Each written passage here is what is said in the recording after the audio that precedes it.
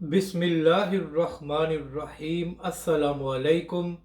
मैं हूं अली असगर और आप देख रहे हैं मेरा यूट्यूब चैनल। सुप्रीम कोर्ट का बड़ा फैसला, क्या इमरान खान को रिलीफ मिल गया? इस वीडियो में हम इसी के मुतालिक बात करेंगे। नाजरीन कराम, इमरान खान साहब को इस्लामाबाद हाई कोर्ट के अहाते से गिरफ्तार किया गया था। तो आज इसी हवाले से सुप्रीम कोर्ट में समाअत हो रही थी कि आया इमरान खान की गिरफ्तारी कानूनी है या गैर कानूनी। तो नाजरीन कराम, सुप्रीम कोर्ट के 3 रुकनी बेंच ने हुक्म दिया है कि इमरान खान साहब को 1 घंटे के अंदर सुप्रीम कोर्ट में पेश किया जाए।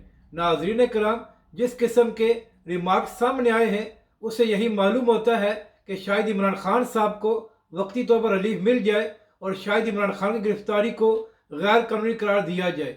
तो अब देखना यह है कि जब इमरान खान साहब को अदालत में पेश किया जाता है तो उसके बाद क्या फैसला सामने आता है। मगर जिस किस्म के बयानात सामने आ रहे हैं उससे पीटीआई के लोगों की ये उम्मीद पैदा हो गई है कि शायद इमरान खान साहब की गिरफ्तारी को गैर कानूनी करार दिया जाए।